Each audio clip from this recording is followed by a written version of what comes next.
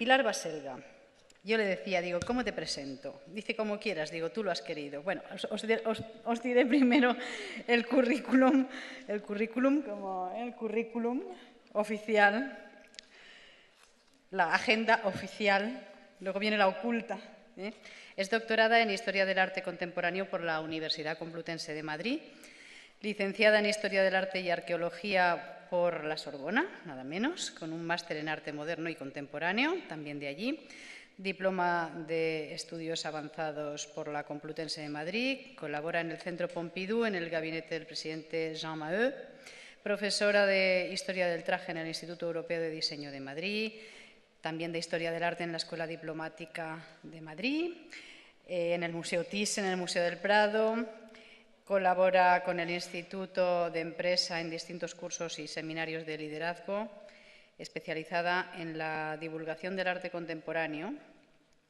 Ha investigado diferentes métodos pedagógicos que favorecen el aprendizaje real y la integración plena de los conocimientos y los aplica combinando el visual thinking del Museo de MoMA, vale, con el profesor Antonio Galindo. Y ahora mismo está investigando, es así, para tu tesis doctoral, el mito de Nuremberg, pervivencia de las dictaduras en el siglo XXI. Este es el oficial. El extraoficial, yo no la conozco mucho, pero es que a mí me gustaría, le estaba diciendo a ella, me gustaría contaros muchas cosas de cómo se ha fraguado este congreso, el making of, vamos a decir así, ¿no? Entonces yo ya, cuando la vi por mi Facebook, vi una ponencia suya, digo, esta muchacha si quiere va a estar en el congreso. Y luego ya cuando hablé con ella digo, es una enfant terrible, es una niña traviesa. Y me da a mí que como que muy rebelde, o sea que esta ponencia, como anunciaba antes, creo que es muy especial y dentro de ese aspecto que creo que ya hemos mencionado, que busca también la educación holística, que es formar seres con espíritu crítico, pues quizá dentro de esa vertiente esta sea la ponencia que más se va a ajustar a esa vertiente crítica que debemos fomentar en los chavales. Pilar Baselga. Muchas gracias. Se ha oído el besito. Sí, estoy aquí con mi micrófono de Madonna. Bien, entonces, desgraciadamente, a mí me gustaría hablar, como he oído a otros ponentes, de niños que hacen juegos y con balones y en el arenero y soñar y bailar, pero a mí me ha tocado hablar de algo que no es nada agradable contar. Y no me hace ninguna gracia lo que os voy a contar, que no es una historia, sino que es cómo es la realidad detrás de la cortina. He estado escuchando con mucha atención todos los ponentes y he llegado a la sensación de que la educación es como una caja en la que estamos metidos, en la que no estamos cómodos, hay mucha gente muy mal, hay acoso, hay enfados, hay ¿cómo se llama? Fracaso escolar, hay violencia en el aula. Creo que todos los que estamos aquí, tanto sobre el escenario como en la sala, somos conscientes de esto, queremos cambiarlo y no sabemos cómo. Y la sensación que yo he tenido es que estamos dentro de esa caja y cada uno que ha venido aquí con las ponencias está como diciendo, bueno, pues vamos a poner los muebles así. Pues no, mira, vamos a poner los muebles así, pero que estamos siempre metidos dentro de esta misma caja. No salimos de la caja. Entonces, yo lo que voy a intentar es explicaros qué es esta caja, por qué esta caja es así. Y una vez que hayamos escuchado esto, entenderéis por qué hay tanta violencia en el aula, por qué hay tanto acoso, por qué hay tanto fracaso, por qué estamos tan mal, por qué los profesores están quemados, burnout. Lo vamos a entender muy bien. Y hay otra cosa, yo estoy investigando algo que no tiene directamente algo que ver con esto, pero finalmente ha llegado a esto, es decir, que vivimos, yo creo que ya todo el mundo se ha dado cuenta, en una falsa democracia, y vivimos en el mito de que la educación estatal, obligatoria, gratuita, como la querramos llamar, esa serie de cosas que tenemos que aprender que nos vienen dadas de arriba y no sabemos muy bien quién ha decidido las leyes de educación, quién ha escrito los currículums, quién ha redactado los libros de texto, y nos encontramos con unos libros que dicen unas cosas absurdas. Luego al final usamos fotocopias, yo supongo que aquí no os pasará, que los libros de texto al final no os son útiles porque no correspondan a lo que vosotros pensáis, a lo que vosotros sentís. Pues os voy a explicar cómo funciona todo esto. Durante estas charlas he escuchado las siguientes frases. Hay que humanizar la educación, hay que educar con el corazón, hay que educar en la creatividad, la educación idiotiza. Pero también he escuchado otras frases que me han llenado de asombro, como hay que estudiar cosas inútiles, es inevitable, la escuela es un trance necesario, estudia lo que te dicen, diplómate y luego cámbialo. No estoy de acuerdo para nada con todas estas otras frases. Y también he sentido una contradicción muy grande entre casi todos los ponentes han dicho, por un lado, tenemos que recuperar nuestro niño interior, el niño que tenemos dentro es puro, inocente, perfecto, y eso es lo que tenemos que buscar, pero al mismo tiempo dicen que tenemos que evolucionar. Entonces yo digo, a ver, ¿cómo es esto? ¿Estamos evolucionando o hay que recuperar el niño? Es que son cosas completamente diferentes. Entonces, si conocéis a Máximo Sandin y conocéis su estudio sobre el concepto del evolucionismo de Darwin, que es en realidad una gran mentira, no venimos de ninguna ameba, no venimos de ningún mono y el origen del hombre es completamente desconocido. Por lo visto, se crea en el Cámbrico, hace 500 millones de años, aparecen la mayor parte de las especies conocidas hoy en el planeta Tierra. Pero es un gran misterio y desde luego yo no me siento venir del mono. Yo no soy un mono perfeccionado. Yo tengo algo espiritual muy fuerte y yo siento que soy un ser espiritual que está viviendo una experiencia humana. Es así como yo me siento, no me siento venir de un mono. Y yo no estoy en evolución. Yo lo que quiero es quitarme de encima todos los implantes, todas las mochilas, todas las creencias, todas estas cosas que me llevan diciendo y quedarme con mi verdadero ser. Yo a eso no lo llamo evolución. Lo llamo recuperar mi verdad, encontrar mi verdadero ser. Pero eso yo no lo llamo evolución, por eso me molesta mucho escuchar que se me propone una mejora a través de una evolución. Lo veo muy sospechoso. Bien, entonces, lo he puesto entre paréntesis, entre puntos de interrogación, pero ahí está. Bien, lo propio de las dictaduras, puesto que este descubrimiento mío viene del estudio de las dictaduras, las dictaduras se construyen, se sostienen sobre tres cuerpos. Uno que es el ejército para la defensa exterior, otro que son la policía y los servicios de inteligencia para el control interior y después la educación para el control de la mente, o sea, hiperinterior, ya directamente dentro de tu cabeza. Eso es el punto en común de todas las dictaduras, desde Hitler, pasando por Stalin, Mao y Franco. Bien, entonces fíjense que ¿dónde está la inteligencia en esta estructura? Cuando nosotros decimos servicios de inteligencia, estamos entendiendo qué son los servicios secretos.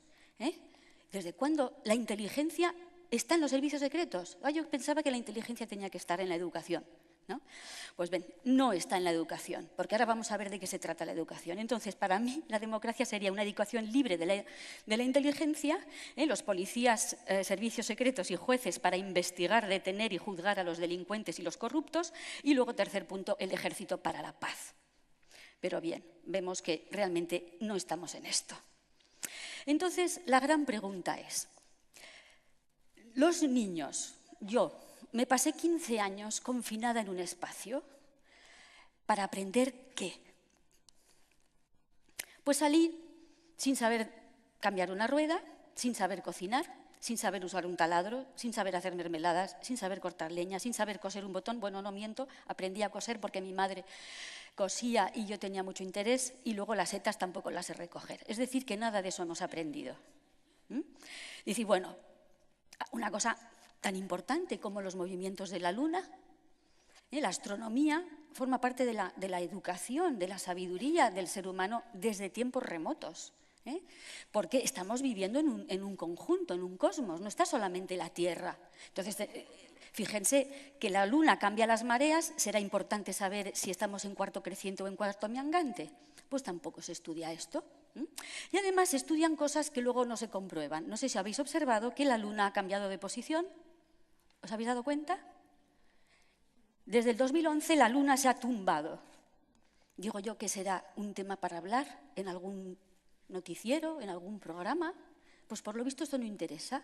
Llevamos toda la vida con la Luna en forma de D cuando es creciente, en forma de C cuando es decreciente. ¿Os acordáis de esto, no? Bueno, pues ahora está tumbada. La imagen que tenemos ahora de la Luna es la que tenemos aquí a la derecha. Y yo todavía no he escuchado a nadie que me explique esto ni he encontrado nada. Bien. Entonces, aprendemos en el colegio a rellenar pues, el IVA, el IRPF, todo esto, ¿no? Luego tenemos que recurrir a gestorías, a gente especializada. Pues es una cosa que tenemos que hacer todos los días en cuanto montemos la primera empresa o hagamos cualquier cosa. Pues esto tampoco lo podemos aprender. ¿En 15 años no hemos tenido tiempo de hacer un papel de estos? Bueno. Pero bueno, me vais a decir, es que se estudian cosas muy importantes en el colegio. ¿Así? ¿Proposición no de ley? A mí nunca nadie me explicó lo que era eso. ¿Quién marca el Euribor? ¿Sabéis quién marca el Euribor? La agencia Reuters. Me enteré el otro día. ¿En serio? Metéis Euribor en Wikipedia, tarará, farragoso, y al final dice, y al final el Euribor va a ser, pero ¿de quién es la agencia Reuters? De Rockefeller, Rothschild y todos estos. Bueno, entonces ya sabemos que son ellos los que fijan el Euribor, puesto que manejan el mundo. Que es una preferente, ojalá nos hubieran explicado un poquito mejor lo que hay de esto, para intentar que no nos estafen. El señor de la ventanilla del banco en el cual hemos confiado todos nuestros ahorros, después nos va a meter doblada a nosotros o a nuestros padres que son indefensos. Esto es impresentable. Bueno, ¿alguien sabe lo que son los derivados? Yo creo que ni siquiera los propios que están en la bolsa saben lo que son los derivados, o sea que eso tampoco sabemos. Ahora, una cosa que me he enterado hace poquísimo. ¿Ustedes conocen la diferencia entre la Comisión Europea y el Parlamento Europeo? Cuando votamos en las elecciones, ¿a quién votamos? Bien, pues el Parlamento Europeo es lo que elegimos, pero quien decide las cosas en Europa es la Comisión Europea. Qué interesante, ¿no? O sea, hay dos cámaras, una a la que se le vota, que no hace nada ni decide nada, y otra que decide todo, donde nadie está elegido, donde están nombrados. Bien, pues esto tampoco lo sabía yo, y esto pues me estoy enterando poco a poco, nunca es tarde. ¿Alguien sabe, precisamente este señor que tiene una cara de gremlin que mata? El Van Rompuy peligroso personaje, ¿alguien sabe por qué lo han nombrado a él?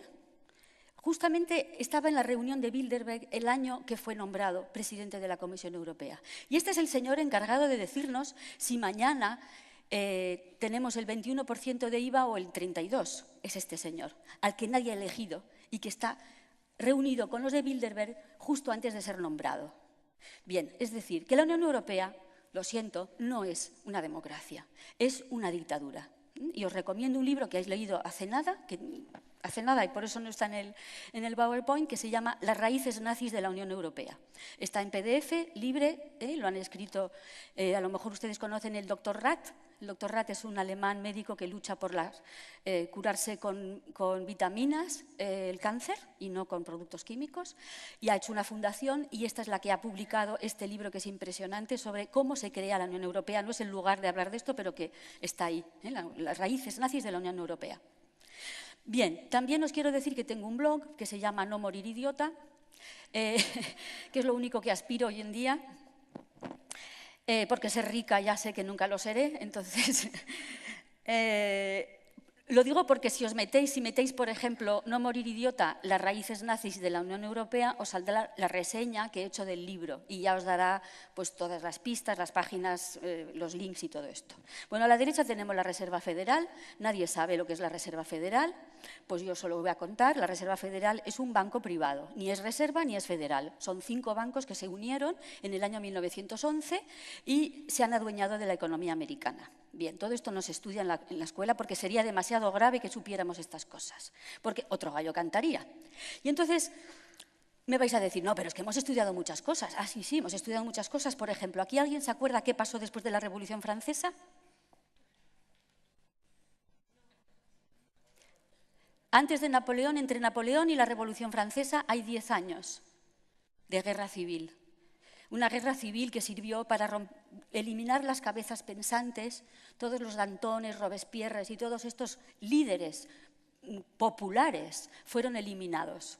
¿Y quién viene? Napoleón, porque tenemos un ciclo en la historia que tampoco nos han enseñado, que es revolución, guerra civil, dictadura, falsa democracia. Y luego empezamos otra vez. Revolución, guerra civil, dictadura, falsa democracia. Y así está estructurado. Lo podéis, si estudiáis la historia desde este punto de vista, lo veréis desde la Revolución Francesa se repite este modelo. Por ejemplo, Revolución Rusa, guerra civil rusa, dictadura stalinista y ahora con Putin tenemos falsa democracia. Bien. Bueno, ¿qué estamos estudiando en el colegio? ¿Qué estamos estudiando? Aquí hay mucha preocupación, muchas propuestas por ser asertivos, por saber expresar nuestras emociones, pero esto no se estudia normalmente en un colegio. Todos los que estáis aquí, en el fondo, somos aquí todos unos revolucionarios. Por eso estos congresos no los organizan las consellerías. Bien. Aunque se quieran meter aquí, pero no les vamos a dejar. Entonces, ¿verdad que no les vamos a dejar? Entonces, ¿qué han aprendido realmente? 15 años confinados en un espacio. Han aprendido esto, es decir, a estar quietos durante 8 horas para después estar quietos en una fábrica. Los mejores van a las oficinas y los menos estudiosos van a las fábricas. Y esto es el propósito de la educación. Es un poco duro decirlo, ya lo sé, porque nos han contado otra película, pero la realidad es esta, que tenemos que socializarnos. Y socializarnos significa aguantar filas, aguantar atascos, comprar en supermercados comida basura. Eso es lo que aprendemos. Entonces, esto es lo que hemos aprendido, a estar 8 horas confinados, a obedecer horarios absurdos y normativas coercitivas, memorizar cosas que no entiendo ni comparto, buscar complacer al profesor para que me ponga buenas notas, aunque sea abandonando mis ideas propias, renunciar a mi unicidad, buscar parecerme al grupo. Ser raro en el colegio es lo peor que te puede pasar y empiezan a acosarte, ¿no?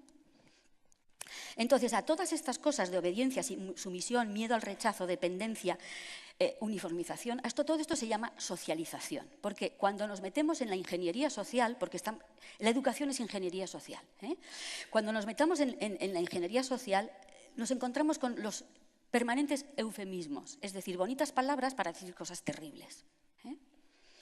Entonces, todo esto es destruir el libre albedrío, pero eso lo llaman socialización, no lo llaman destrucción del ser humano, que es lo que es. También los niños, por su cuenta, aprenden muchas cosas porque son muy listos, lo hemos visto todos. Y curiosamente, sin que nadie les diga nada, saben utilizar todos los cacharros. Nada más, se inventa una cosa y ya lo saben utilizar. Y yo estoy ahí que no me entero y ellos ya han ido y vuelto y ya lo saben hacer. Entonces, tienen una gran... Entonces, cada vez que nosotros permitimos copy-paste en el cole para un trabajo, estamos apoyando el fraude, el robo, la corrupción. El copy-paste es corrupción en vena. Entregar juegos a los niños, dejarles ver la tele directamente es colaborar a su destrucción y jugar con la PlayStation. Sabéis que el Pokémon es un juego que ha sido diseñado por ingenieros de ingeniería social. Está muy estudiado. No es mi especialidad, pero se podría hacer un curso sobre el peligro del Pokémon. Y el consumismo también es una cosa que está muy favorecido por los medios, por el cine y por las televisiones y demás. Y luego también los niños, sin que nadie les dé clases, saben piratear música, bajarse las cosas. Es decir que... Bien, entonces, el fracaso escolar, ¿es una mala suerte? Vamos a ver. Entonces... me he puesto a estudiar y a leer, fíjense. Yo no sé si ustedes conocen este libro. ¿Alguien ha oído hablar de los protocolos de los sabios de Sion? ¿Nadie? Vale. Pues los protocolos de los sabios de Sion, si os metéis en Internet, por supuesto Wikipedia, que forma parte del control, no va a permitir que la gente lo lea como algo auténtico. Entonces, lo primero que te dicen es que son falsos. Pero resulta que este libro tiene un ejemplar en la biblioteca del British Museum con sello de entrada de 1906. Es decir, que no sabemos quién los escribió, pero sí sabemos que en 1905 se publicaron. Entonces, esto está escrito. Entonces, yo no sé quién lo ha escrito. No sé si son sionistas o antisionistas, pero ahí está escrito. y lo que te quedas de plástico, porque te están describiendo lo que está pasando ahora. Entonces, ¿sabéis lo que los gentiles es el término que utilizan los judíos para nombrar a los que no son judíos? Bien, entonces así pues, para que los espíritus gentiles no tengan tiempo para pensar y reflexionar, es necesario distraerlos por medio de la industria y del comercio, es decir, trabajar y consumir. Pero resulta que en 1979 hay otro documento apasionante que se llama Silent Weapons for Quiet Wars, que quiere decir armas silenciosas como para guerras tranquilas, algo así sería. Dicen, reescribiendo la historia y la ley y sometiendo a la población a distracciones de forma a provocar el desplazamiento de sus necesidades personales hacia prioridades externas altamente fabricadas, artificiales, esto previene su interés y su posible descubrimiento de las armas silenciosas y de la tecnología del automatismo social. Esto está escrito en el año 79, en un documento que se entrega a los participantes de la reunión Bilderberg en el año 79. Al principio de ese documento, que se puede encontrar en Internet libremente, el que lo publicó lo asesinó la policía, se llamaba Bill Cooper y era exmilitar, debía tener alguien que le filtró el documento. Total que lo que dicen al principio de este documento, que a mí me dejó de plástico, las 30 páginas más impresionantes que he leído en mi vida, estamos celebrando el 25 aniversario de la Tercera Guerra Mundial. Y digo, ¿cómo es esto? A ver, 1979, el 25 aniversario de la Tercera Guerra Mundial se empezó entonces en 1954. 1954 es la primera reunión Bilderberg que tiene lugar en el Hotel Bilderberg en Holanda. Y la había organizado el marido de la reina de Holanda, el príncipe Bernardo. El príncipe Bernardo había sido SA y había trabajado en IG Farben. ¿IG Farben qué era? La fábrica que fabricó el gas sarín y el ciclón B de los campos de concentración y que después se llamará Bayer. Bien. Entonces, ¿cómo conseguimos esto? Esto es obtenido descomprometiendo sus mentes y espíritus, saboteando sus actividades mentales, proveyendo programas educativos de baja calidad en matemáticas, lógica, diseño de sistemas, economía y desmotivando su creatividad. Bien, cuando hace unas horas, gente decía, es que tenemos que educar en la creatividad.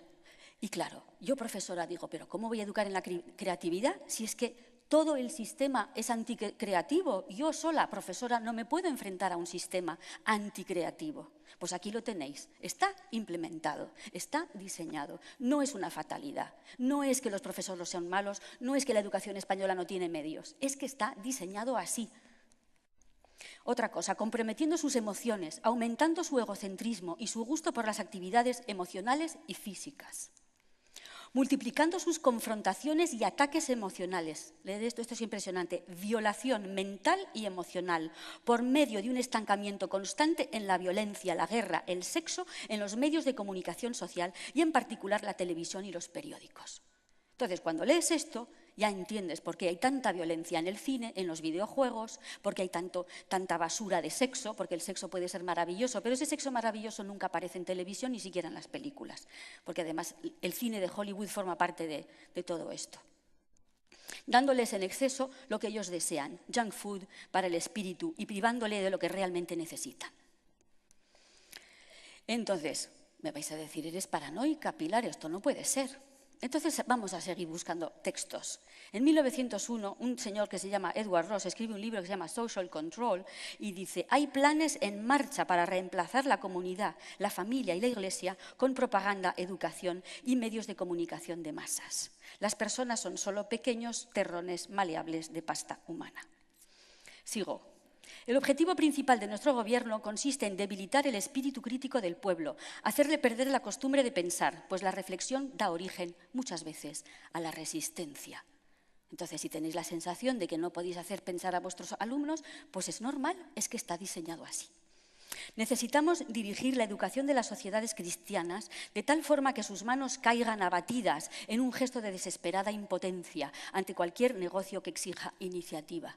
Por eso, cuando nos bombardean con toda esta corrupción y todas estas cosas que pasan en España y tenemos todo esto y nos quedamos así, ¿y ahora qué hacemos? Pues está tan bien diseñado, ¿eh? No es ninguna casualidad. Estamos abatidos y no encontramos manera de encontrar iniciativa. En nuestros sueños la gente se rinde con perfecta docilidad a nuestras manos moldeadoras.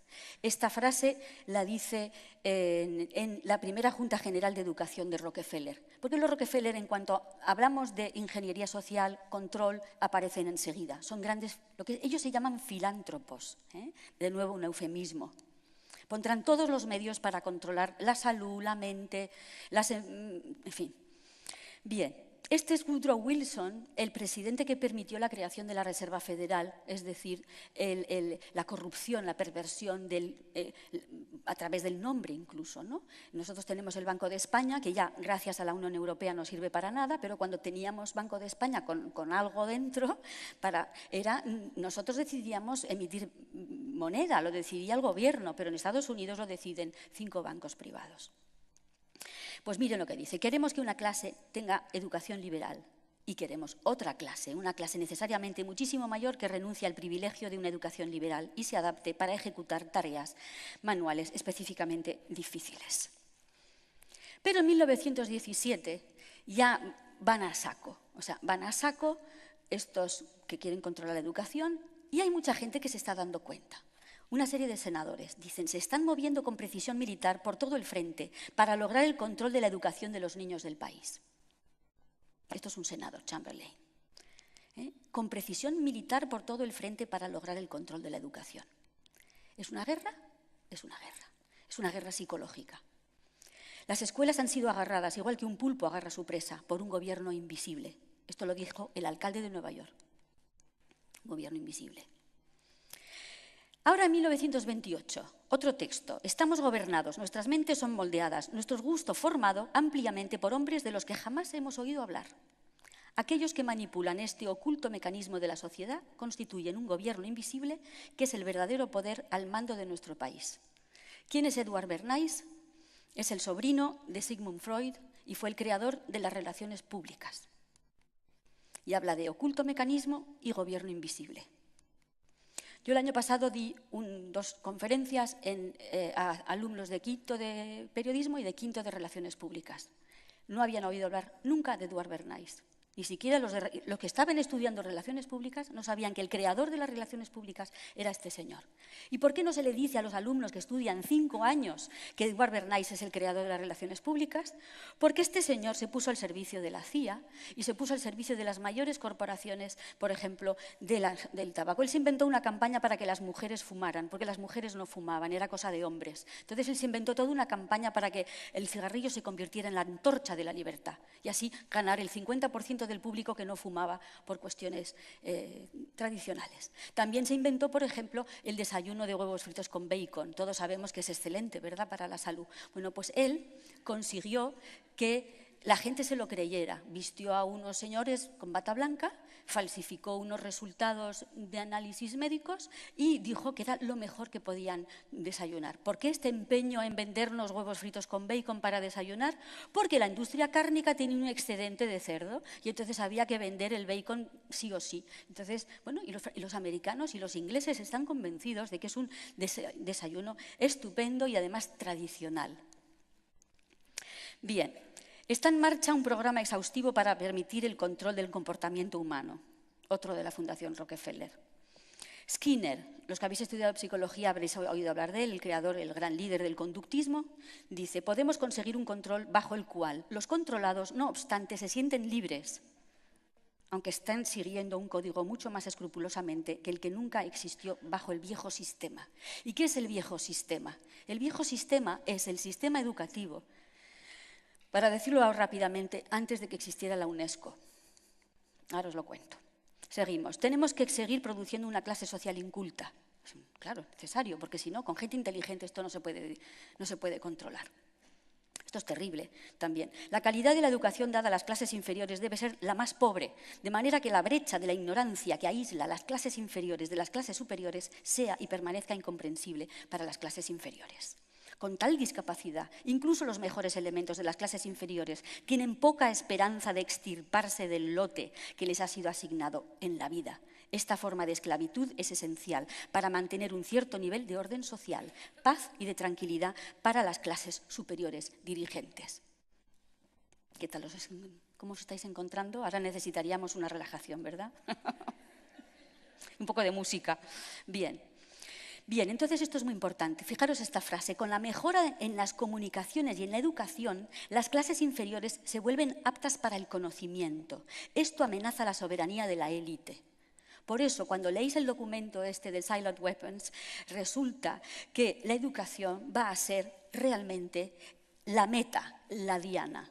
Si tenemos gente inteligente que piensa, que es autónoma, que es creativa, se nos va de las manos. Se van a empezar a dar cuenta de que que somos muy pocos los que mandamos y van a tener recursos para enfrentarse a nosotros. Lo que tenemos que hacer es que la gente no tenga recursos y se someta y obedezca. Bien, entonces, a lo mejor pensamos, es que esto pasa en Estados Unidos, en España no pasa.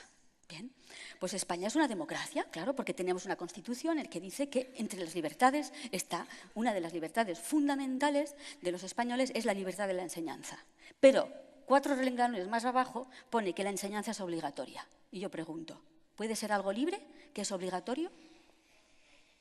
La enseñanza libre existió en el pasado. Es que es muy interesante. Cervantes no fue a la escuela. George Washington no fue a la escuela, fue 2 años, entre los 10 y los 12 años. Lo mismo Thomas Edison, lo mismo Benjamin Franklin. No hace falta ir a la escuela. Allá afuera, en una de las mesas, hay un libro de Arno Stern que dice, yo no fui a la escuela, y es un chico brillante. Porque si estás rodeado de gente, y muchos de nosotros tenemos a nuestro alrededor gente que sabe muchísimo, pero están ocupados trabajando, ganando dinero, y en vez de dar a lo que nos rodean, lo que sabemos nosotros, pues entregamos los niños a las escuelas. Bien, entonces, aquí os pongo algunos de los libros más impresionantes que he leído sobre este tema. El de John Taylor Gatto está en la red en español, traducido por un independiente, que os vendrá muy bien, porque ahí viene mucho detalle. Entonces, hay que recordar que en la Grecia de Atenas, la escuela era para los esclavos. La gente, los ciudadanos atenienses, ellos no iban a la escuela. Y scolé significaba ocio. Tener scolé es tener tiempo de educarte. En cambio, en Esparta, la sociedad sí que había escuelas y las familias entregaban sus hijos a la escuela para que fueran formados militarmente. En Roma es muy interesante porque aparece la figura del pedagogus. Y pedagogus es el esclavo.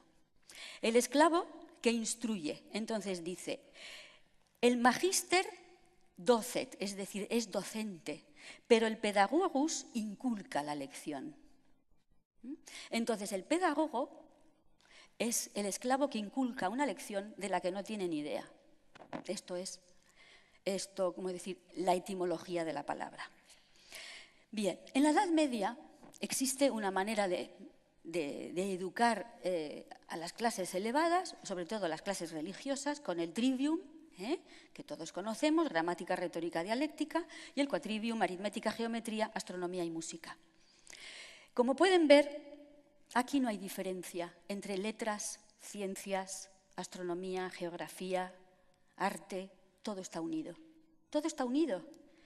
¿Qué es que ha quedado de esta instrucción maravillosa de la escolástica? Pues de la gramática, reglas, que los niños aprenden, memorizan y no se enteran bien de qué va. Literatura un poquito, pero poco. A mi hijo con 11 años le mandaron que leyera o con 12 el Cantar del Mío Cid, que yo lo abrí y ni siquiera lo podía leer porque no entendía nada. Yo preguntaba, ¿no tendrán otro libro para darle a mi hijo con 12 años? Odiarán la literatura. Eso forma parte del plan también, no lo sabía, me he enterado. Luego la retórica tampoco se estudia y luego la gente no sabe hablar en público, no sabe defender una tesis, no sabe presentarse para ir a trabajar. La dialéctica, la gente, por ejemplo, en la televisión se ve, la gente no sabe hablar, no sabe discutir. Es, hablo yo. Cada uno habla y se cuenta su cosa, pero no hay dialéctica en el sentido de utilizar los argumentos del otro para rebatirle. Pues esto se estudiaba. Mi padre me contó que cuando él iba a los jesuitas hacían clases de dialéctica. Bien, la aritmética, cálculo complejo, ha desaparecido. numerología, es decir, el sentido sagrado de los números ha desaparecido, la geometría pues es mínima, geografía también mínima, topografía 0, astronomía 0 y música 0. Entonces, cuando decimos, ay, todo esto lo hizo Leonardo da Vinci, es un hombre del Renacimiento. No es que fuera un hombre del Renacimiento, es que en aquella época la gente que se instruía con una visión holística, completamente de 360 grados. Todo es interesante en este mundo. No hay que separar por asignaturas. Esto forma parte del plan. Y además, Leonardo da Vinci nunca fue a la escuela. Nunca. Él había sido el hijo de una relación, de un notario con una señora del campo, y vivía en el campo, y además lo contaba. Él se había criado en el campo, viendo las hojas sobre el agua flotar, ver los pájaros, y así mirando la belleza de la naturaleza, hizo todas estas maravillas. Bien, entonces, la etapa de la Ilustración, que nos la han vendido como la panacea, la cosa más maravillosa que hay, ojo con la Ilustración, porque en la Ilustración aparecen una serie de ideas que si Rousseau era un ecologista, el primer ecologista, y es un hombre que dice cosas muy bonitas, también dice una cosa terrible, que es que el hombre es un animal social, acordaros de esto porque después Darwin lo va a utilizar, y también dice que hay que igualar a la humanidad, y eso es terrible, porque somos todos diferentes. Entonces, en la Ilustración es cuando nace la idea de que el Estado y la colectividad es superior al individuo, que el culto al progreso es superior a la tradición, que el laicismo es superior a la religiosidad / espiritualidad, que la razón es superior a la intuición, que la ciencia tecnológica es superior a la ciencia pura. Cuando decimos que nosotros estudiamos ciencia es mentira. Estudiamos tecnología, es decir, ciencia aplicada. La ciencia pura es la que busca la verdad, sin aplicaciones prácticas. Pues hoy en día nadie estudia ciencia pura, que es simplemente por el gusto de saber la verdad. Siempre se estudia la ciencia tecnológica. Entonces nos han vendido que la ciencia es la ciencia tecnológica. Pues no. Bien, otra cosa que aparece en el siglo XVIII es que el Estado es el padre de los ciudadanos, este Estado padre que nos arregla todos los problemas, que nos dice lo que tenemos que estudiar, los medicamentos que tenemos lo que tenemos que pensar, etcétera. También aparece esta idea de que lo que es bueno para el Estado es bueno para todos, que el individuo debe sacrificarse por el Estado y por la colectividad. Y esto se hace muy patente con las dictaduras de los años 30, es decir, con Stalin y con Hitler son estas ideas al saco. Luego la idea del progreso, eso es terrible. El progreso es mentira. No existe el progreso, hay cosas que evolucionan en una dirección y otras se pierden. Cuando estudian, yo que me gusta mucho la historia de la moda, el traje, todo esto, hay tejidos que hemos encontrado en España del siglo XII, no sabemos hacerlos, no sabemos hacer ni los hilos, tejerlos todavía menos, y están ahí guardados diciendo, pero ¿cómo se hará esto? ¿No? O sea, bien, y luego otra cosa terrible también es que la cultura la organiza el Estado y se encuentra en las ciudades. Es decir, que el mundo rural es una porquería, es un atraso, no tiene ningún interés.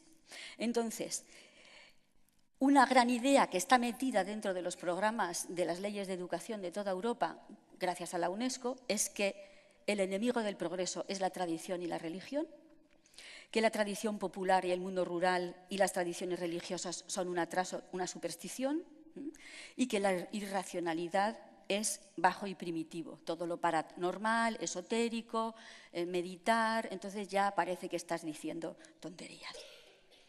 Bien, estas son las herencias de la Ilustración, el control del Estado, el ser humano es imperfecto y puede ser mejorado, en esto de la evolución que os decía, que a mí me pone los pelos de punta. El laicismo es la modernidad y la espiritualidad es de colgados. ¿Cuáles son los medios del Estado? Pues controla la educación, controla la economía. Intentad montar una empresa, vais a ver lo complicado que es. Vienen todas las normativas, los impuestos. Y entonces esto también forma parte del plan, porque no conviene que haya pequeñas empresas, que haya pymes, es mucho mejor que haya multinacionales. Las multinacionales no tienen problemas, para ellas hay SICAF, hay soluciones estupendas, pero para el pequeño empresario le ponen un montón de problemas. Y esto forma parte de este plan, de que estemos absolutamente sin podernos mover, ¿no? Y luego lo que es peor es la libertad de conciencia, que va a ser el resultado de este machaque, ¿no?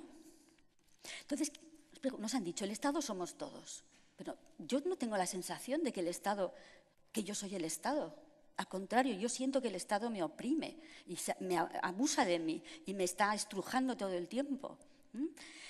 Porque siempre cuando pasa algo hay que preguntarse cui prodest, que significa en latín quién se beneficia. ¿Quién se beneficia del atentado de las Torres Gemelas? Pues sirve para atacar a Afganistán. Ah, qué interesante. Y así todo, ¿no? Bien, entonces siempre hagamos esta pregunta. Entonces, ¿quién se beneficia de todo esto?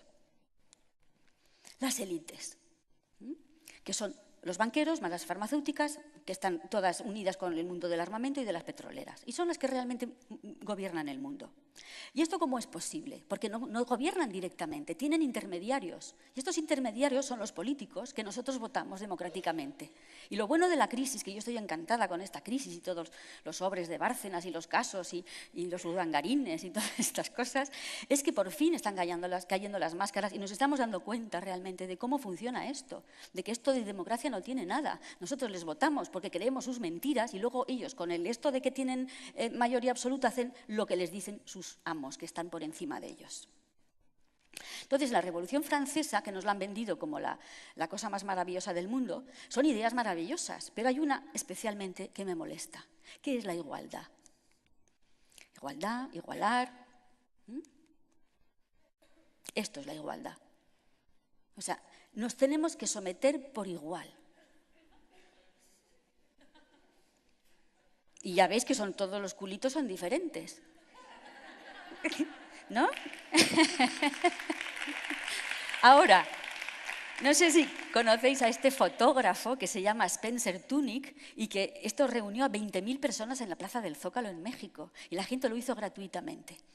A mí, yo no sé, la fortuna que me tienen que pagar para que yo haga eso. Vamos, tengo una idea de mí misma muy elevada para hacer eso, ¿no? A ellos les gusta, pero esto es lo que hacemos, pero voluntariamente.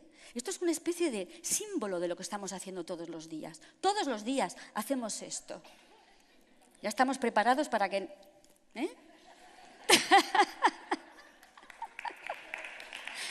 No, nos tenemos que levantar ya. Ya es hora de cambiar de postura. Ya me están doliendo los riñones, ¿no? Bueno, entonces Napoleón es terrible porque ya sabemos de dónde viene. Es el que sobrevive a una guerra civil en la que cortan todas las cabezas de los que tenían ideas y el que se somete a los líderes, que son los banqueros, pues es Napoleón. Porque ¿de dónde sacó tanto dinero Napoleón para invadir Alemania y Francia, Austria y todo? ¿De dónde sacó el dinero? Después de 10 años de guerra civil en Francia, ¿tú crees que él tenía dinero para hacer una guerra mundial? ¿De dónde sacó ese dinero? Eso nunca nos lo cuentan en los libros. Yo todavía no lo he descubierto, pero me temo que ahí hay muchos banqueros financiando la guerra que había. Bien, entonces, ¿qué es lo que dice Napoleón? Que hay que enseñar desde la infancia lo que la gente tiene que pensar. Y entonces, para que la gente piense lo que quiere el Estado, hay que hacer un cuerpo de docentes, que es el único medio para crear la instrucción pública. No habrá un Estado político firme si no hay un cuerpo docente con principios fijos. Bien, caramba. Entonces, este Fontanés era el rector de la Universidad Imperial, que era la estructura de la educación de Napoleón. Y dice que hay que unificar puntos de vista, es decir, que hay que crear pensamiento único. Es necesario una unidad de puntos de vista. Igualar, enseñanza necesaria, el Estado, el gobierno, firmeza, unidad de pensamiento, pensamiento único. ¿Es necesario para quién? ¿Para mí? ¿Para vosotros? No es necesario. Para ellos, para los que están en el control del poder, necesitan una masa obediente. Entonces hubo un señor que se llamaba Andrew Bell, que era un capellán inglés que va a la India y descubre las escuelas de casta hindú. Y en las escuelas de casta se observa cómo funciona, es decir, las escuelas para los pobres. Meten a 300 niños en un chamizo y entonces hay un brahman que dice: debo obedecer al amo.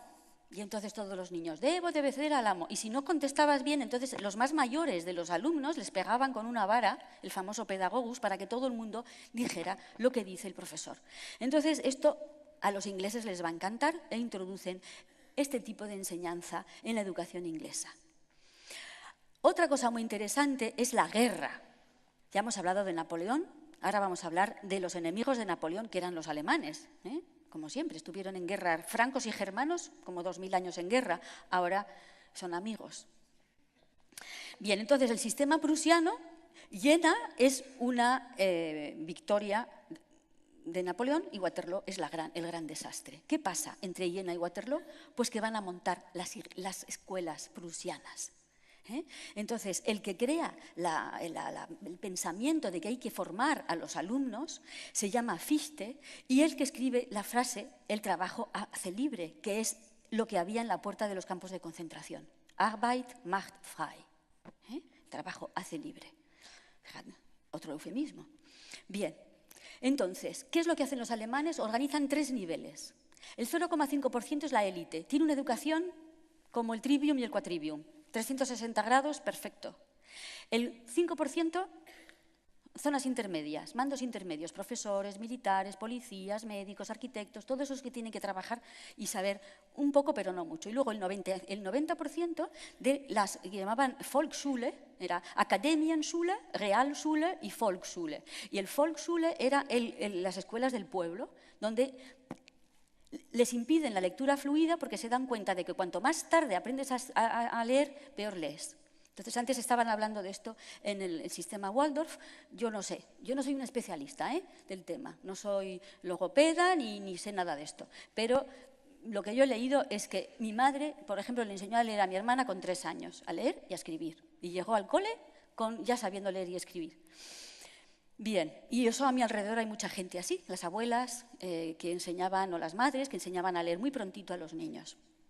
Bien, entonces impedir la lectura fluida, separar las asignaturas en zonas estancas. ¿Por qué tenemos que estudiar las asignaturas separadas? Si en el mundo no es un todo está relacionado. Yo no veo que tú te paseas y de repente estás en el mar y dices, estoy en un elemento fluido, entonces esto es química, ¿no? Pero luego resulta que es mar, entonces forma parte de geografía. Pero si el mar está en una costa, entonces es topografía. Pero si te inspira un poema, no, entonces estoy en literatura. Pero bueno, ¿pero qué es esto? Estamos en una cosa toda llena de cosas, que funcionan todas al mismo tiempo y nos interfieren, pero si te compartimentan la cabeza, luego tú estás que no puedes relacionar. Y hay muchos de estos sabios que lo que hacen es, lo que dicen los ingleses, connecting dots, quiere decir, conectando los puntos. Cuando tú empiezas a conectar los puntos, entonces aparece la forma de la cara, pero si te van separando los puntos no te enteras de nada, que es lo que nos está pasando. Y luego alargar el periodo de escolarización. Esto también es una cosa que lo descubrieron los prusianos. Antes iba al cole, como George Washington y Benjamin Franklin, de 10 a 12 años, un poquito. Y luego antes habías aprendido muchas cosas con tu familia y después también te especializabas en la rama que tú querías. Pero si te dicen que tienes que ir al cole con 6 años y ahora con 3 años y te dicen que te tienes que quedar hasta los 16, pues estás separado de la familia. Y se van a dar cuenta que separar a los niños de la familia es lo mejor que pueden hacer para que el Estado amueble la cabecita de los niños mejor y lo antes posible. Por eso se están dando cada vez más casos de homeschooling, es decir, el colegio en casa. Bien, hay que mantener a la población distraída y en la confusión. Yo cuando veo, cuando viene en tren, aquí, viene en el tren y delante de mí una madre le da un jueguito. Y yo decía, pero está precioso el campo. Se subieron en Cuenca y se bajaron en Albacete, estuvieron 25 minutos. ¿Por qué no miran el paisaje? Porque es lo que yo hacía cuando viajaba con mis padres. Una palabra que empieza por C. ¿Vosotros no habíais hecho eso cuando viajáis? Claro, pues no, ahora ya no, ahora está con la maquinita. Y le sacaban la maquinita para que el niño no quería jugar con eso, pero se la daba para que el niño no se aburriera. Digo, pero bueno, qué horror. Entonces, todo el tiempo están los niños ocupados en cosas. Hay que generar ignorancia, confusión, distracción, desorganización. Por ejemplo, la historia de la lectura por las imágenes, yo no lo sabía, esto es un sistema para sordomudos. Y se dieron cuenta de que era muy útil enseñar a leer a la gente que no es sordomuda como si fuera sordomuda. ¿Por qué? Porque si tú aprendes que perro es un perro, pero no deletreas, cuando te ponen pero, no sabes leer. Entonces, si sabes leer, si sabes deletrear, como has oído la palabra pero, pues ya sabes lo que quiere decir. Pero si te han enseñado la palabra en conjunto, tú luego ya no puedes deletrear. Entonces, dificulta la lectura, que es uno de los programas. Por eso, cuando a mí me dicen que los niños de ahora no leen, digo, bueno, está funcionando, lo están haciendo fenomenal. Eso es lo que quieren. Entonces, ahora nos vamos a los protocolos de los sabios de Sion y dicen, el sistema de represión del pensamiento ya está en vigor, en el método llamado enseñanza por medio de la imagen, que debe transformar a los gentiles en animales dóciles que no piensen, que necesiten la representación de las imágenes para comprender. Bien, entonces ahora viene la parte más terrible para mí, que ha sido el descubrimiento, porque yo, claro, soy de historia del arte y como me han compartimentado, nunca me habían hablado de la psicología. La psicología formaba parte de la filosofía, hasta que llega un alemán, los alemanes en esta historia tienen un papel protagonista, el señor Wundt, Wilhelm Wundt. Él era médico y entonces él decide que la psicología, que viene de psique, alma, no tiene que ver con el alma. Porque el alma no existe, porque no es ni medible ni cuantificable. Entonces el alma no existe. Lo que sí existe son conexiones neuronales. Y nosotros somos una especie de cosa ahí eléctrica con conexiones neuronales. Y la psicología pasa a ser una rama de la medicina. Y lo que es interesante es que, interesante observarlo, es que inmediatamente van a venir los Rockefeller y compañía a coger estas ideas y decir, esto nos va a venir de miedo, porque ahora vamos a hacer la psicología de la educación. No existía la psicología de la educación. ¿Por qué hace falta? ¿Por qué la educación tiene que ser una cosa de médicos? La educación no es del corazón. No es, entonces, ¿por qué de médicos? ¿Por qué de expertos en conexiones neuronales? Es gravísimo esto. Bien, entonces, ¿qué es lo que nos vamos otra vez a los protocolos de 1905 y encontramos? He aquí por qué es necesario que nosotros arruinemos la fe y arranquemos de los espíritus gentiles el principio mismo de la divinidad, sustituyéndolo por los cálculos y las necesidades materiales. Aquí está todo lo que está pasando ahora, lo que os decía antes, el laicismo. El laicismo que nos lo venden como la modernidad. Y dentro del laicismo lo que hay es un rechazo a la espiritualidad, y a ese ser espiritual, y a esa alma que tenemos, y a esta cosa maravillosa. ¿Os habéis preguntado por qué han suprimido el latín, el griego, la filosofía y la música de nuestra enseñanza? Porque la filosofía es que nos hace pensar por qué estamos aquí. El latín y el griego son nuestras raíces. No entendemos las palabras. Si sabemos latín y griego, entroncamos con nuestras raíces. Entonces, se trata de cortar nuestras raíces a toda costa. Bien, fijaros, la lucha encarnizada por la supremacía, los choques de la vida económica crearán, mejor dicho, han creado ya sociedades sin ideales, frías y carentes de sentimientos. Es increíble, 1905, ya lo habían planificado todo. Estamos en una sociedad fría y todo esto viene de este maldito, lo siento, Wundt, que dice que pone en marcha la historia de los electrochoques. Entonces, Wundt crea en Leipzig una escuela de psicología que va a tener a estos personajes, Pavlov, Stanley Hall, Thorndike, John Dewey y Skinner, que son los más famosos, y son los que van a utilizar electrochoques para curar o ver qué pasa, y entonces es normal utilizar al ser humano como una rata de laboratorio para ver cómo funciona. Y utilizaron a gente que estaba, ya sabéis, ¿no? Minusválidos, a presos, a soldados, y esto sigue haciéndose hoy en día. Ahora lo que pasa, ¿habéis visto El jardinero fiel? Se van a África para hacer esto, para probar las medicinas se van a África y les dicen que les están dando una vacuna y es mentira, están probando con ellos medicina. Entonces, esto es terrible, el salto de la psicología, que es una cosa del alma, se convierte en el estudio del conductismo.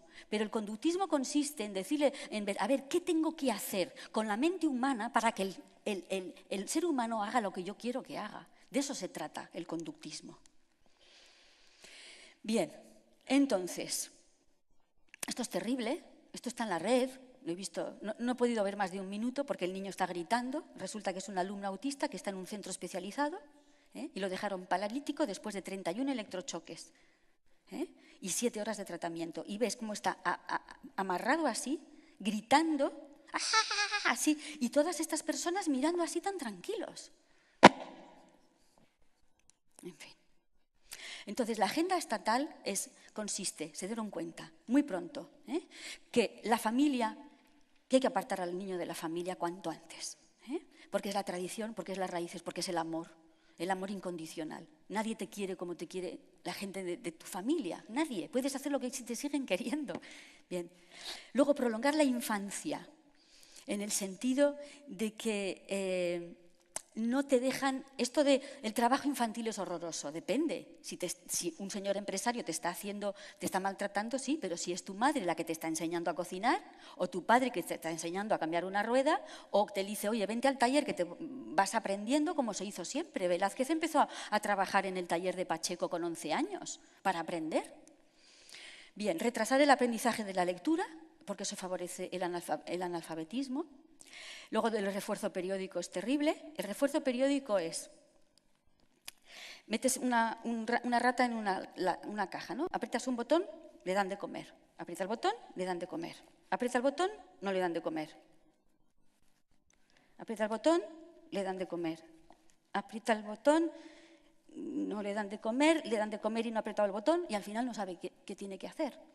Entonces, esto pasa mucho en el sistema educativo. Aunque no lo querramos, pero no siempre el alumno recibe el premio que le corresponde, porque es la historia de las notas. Esto es también una cuestión. ¿Por qué tenemos que ponerle notas a los niños? Esto es una gran discusión, porque cada uno hace lo que puede muchas veces, o a veces no, en fin, es muy complicado lo de las notas. Luego, la violencia en el aula, que está apareciendo últimamente, vamos, desde unos últimos años, el desprestigio del maestro. Esto también forma parte del plan. También yo no sabía, pero por lo visto. Cuando el maestro tenía el poder de castigar al alumno, entonces el alumno tenía un respeto, porque había un cierto poder. Pero tú, al privar al maestro de la capacidad de poder castigar, entonces se desmadra la clase y entonces se genera el caos.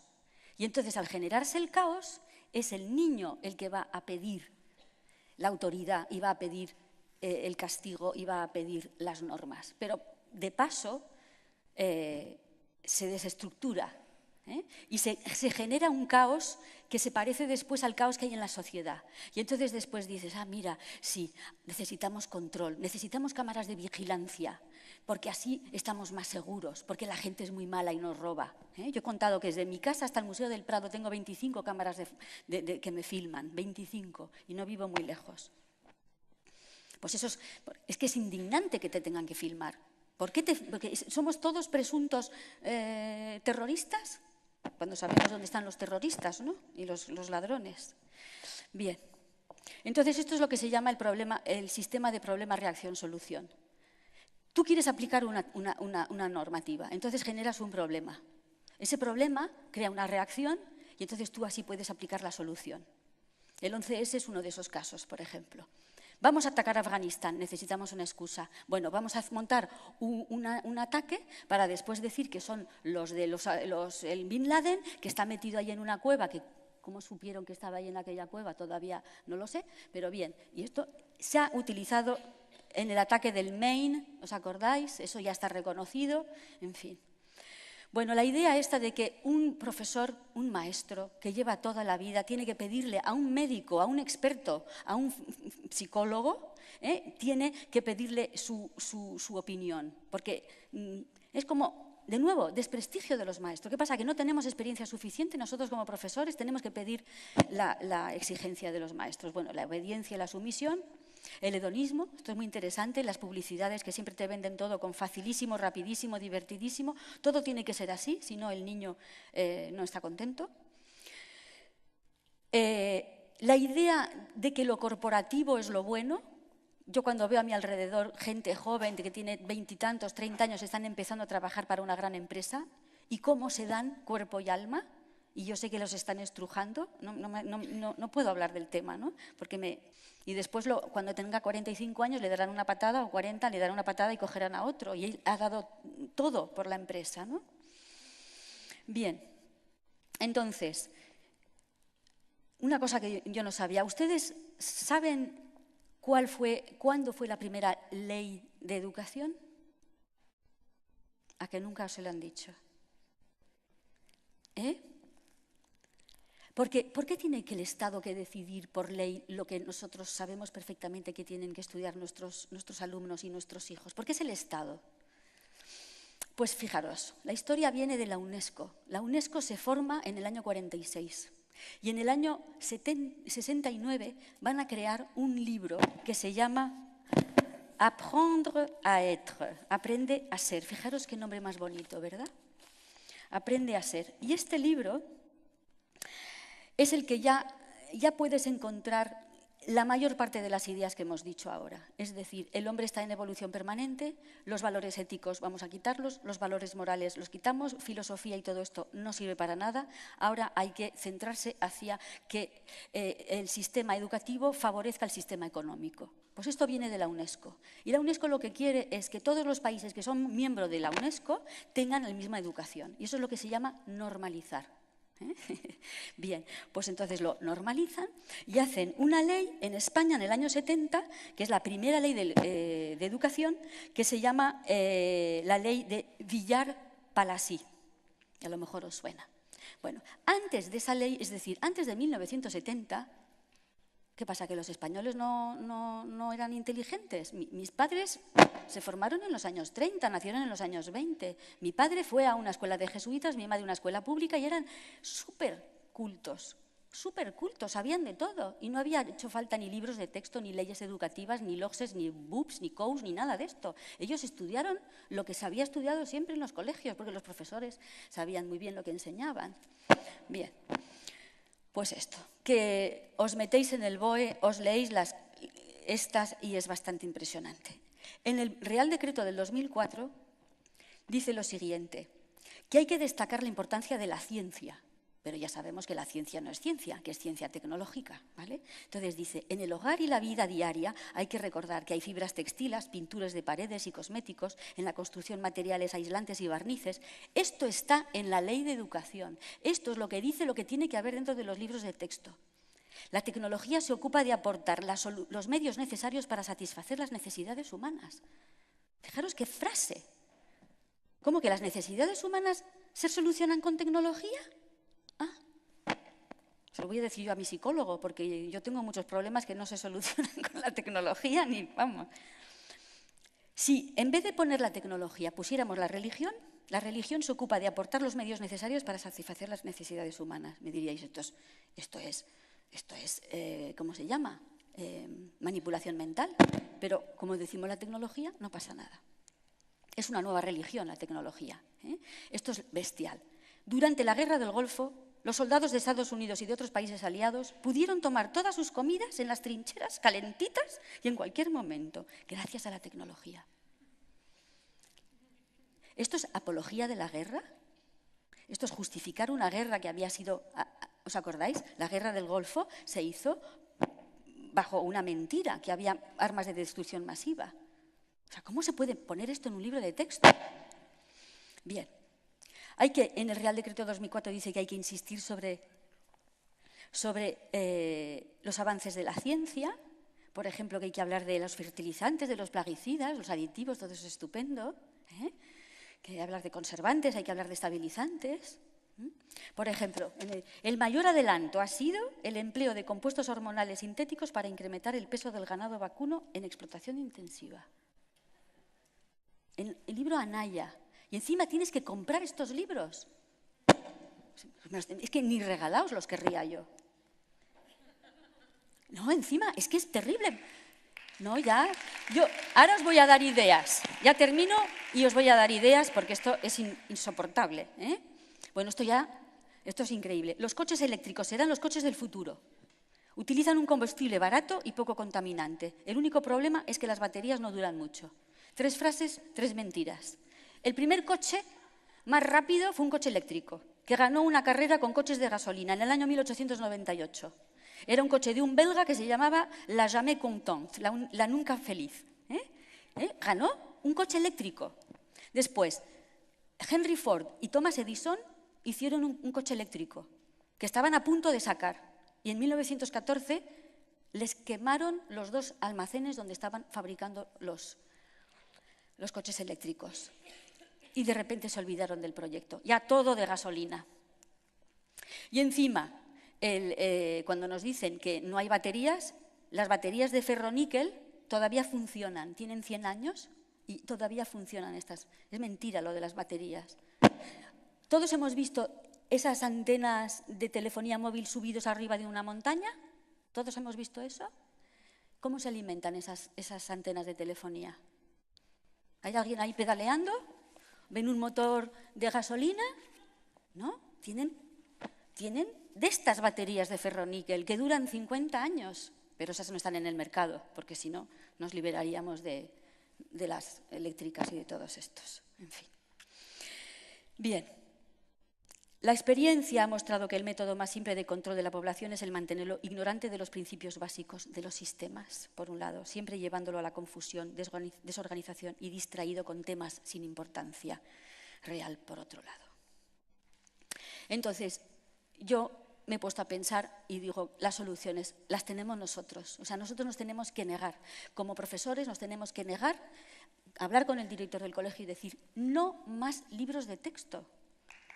Se acabó de financiar estas editoriales que son, como veis, están al servicio de la destrucción del ser humano. Vosotros sabéis perfectamente que cada colegio tenga sus propios currículum y cuando un padre traiga a su alumno a vuestro colegio, le digáis, miren, nuestro currículum es este. Nosotros vamos a enseñar esto. ¿Le gusta?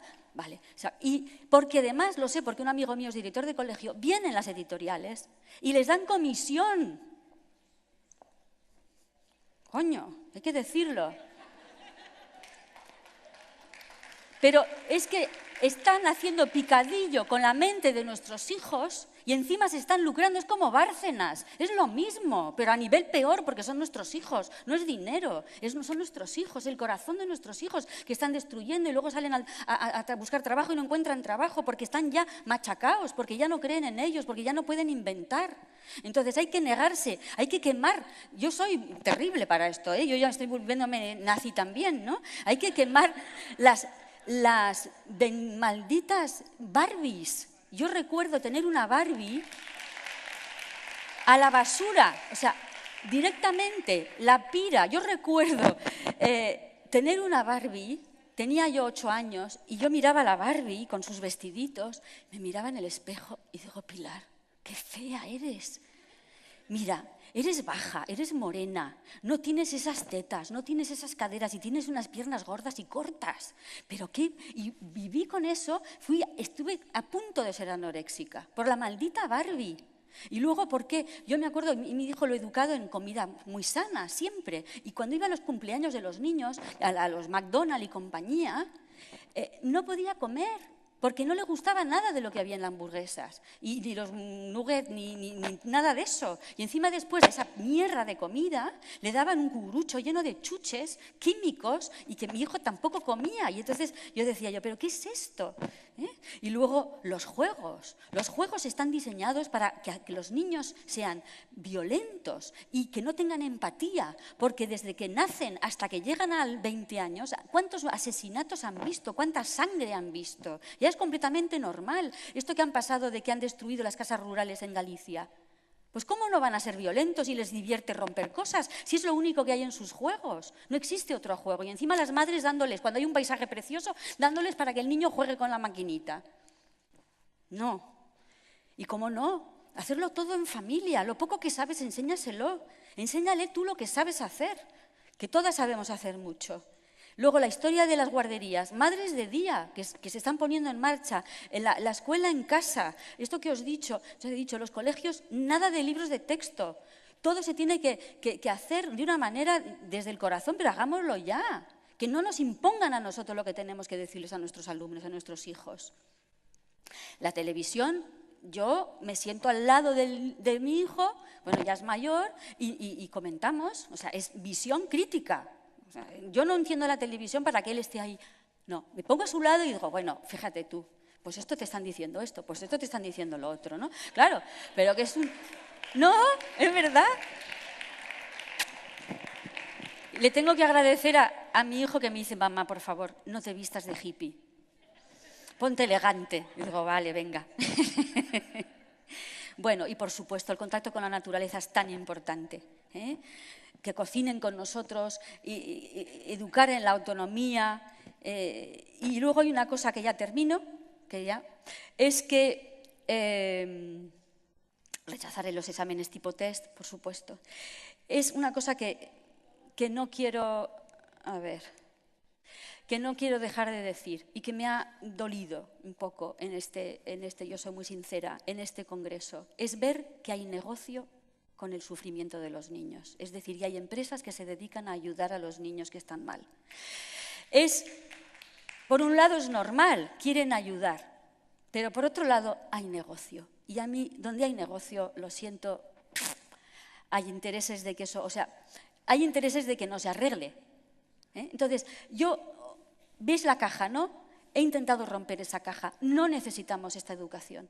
Podemos ponernos a trabajar ya. Yo quiero ya que haya un proceso constituyente, que formemos partidos políticos o por lo menos un partido político de alternativa a esta tropelía en la que estamos metidos. No nos merecemos esto y nos tenemos que poner de pie y juntos hacer un mundo nuevo, pero ya. Y la educación es, como habéis visto, un elemento enorme para tenernos controlados. Muchas gracias.